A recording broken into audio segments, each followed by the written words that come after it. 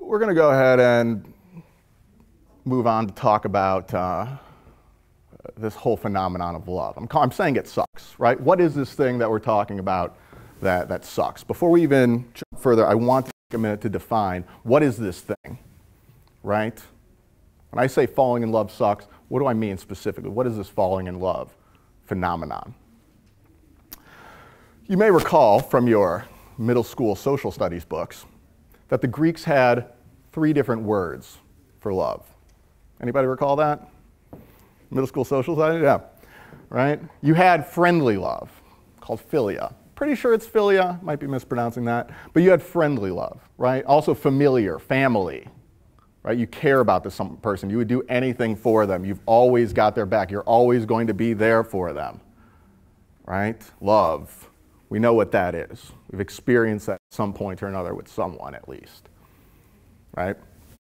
Then you've got agape, right? Agape. I'm pretty sure that's how I pronounce it. Agape. This was the most revered form of love. The philosophers of the day kind of put this one on a pedestal, said it was the most spiritually, the highest spirit, most virtuous, the best, essentially. And this was that deep, connected partnership that 2 people can share. It combines the friendly love, the philia, right? It also has a romantic component. It's built over years and years. It's one of the deepest, most beautiful, at least considered by those Greek philosophers, the deepest, most beautiful spiritual connections in the entire universe.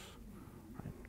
So when I say falling in love sucks, that's not what I'm talking about. Neither one of those are awesome. Those are some of the best things in the entire universe. That's not what I'm talking about, right? The Greeks had a 3rd word for love. And is these 3 words for love? Actually 3 words for 3 different things, and they actually had 3 words for them, and we only have 1 now. So the 3rd one, the one we're talking about today, good old eros. Eros.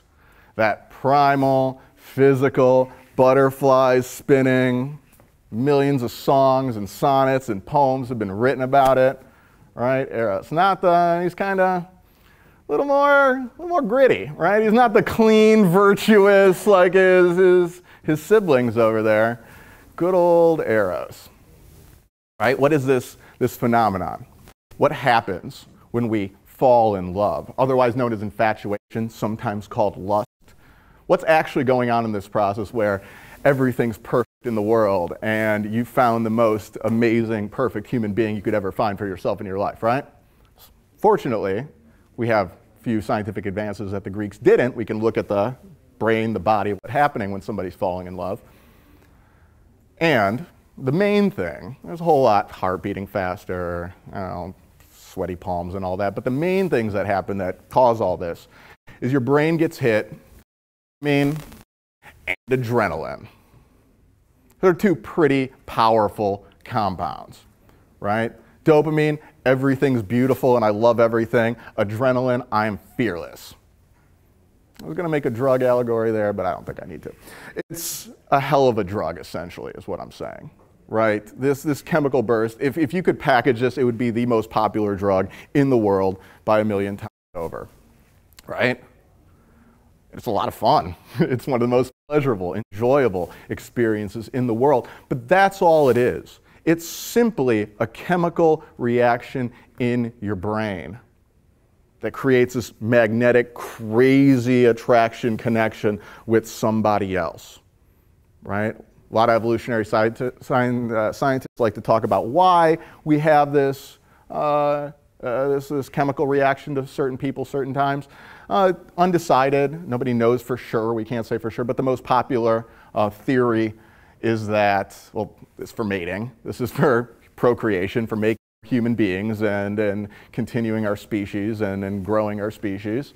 And it makes sense that this theory has gained popularity because usually the amount of years that these feelings last kind of correlate to the amount of time that a child needs to be heavily dependent on their parents before the village tribe can kind of take over and start having a more helping hand in the development. Once again, I don't know for sure.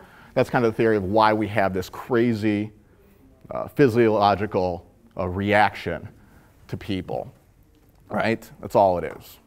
It's a little baby-making phenomenon that we put on a pedestal and say, this is the greatest thing in the universe, this is the greatest happily ever after, but it's not.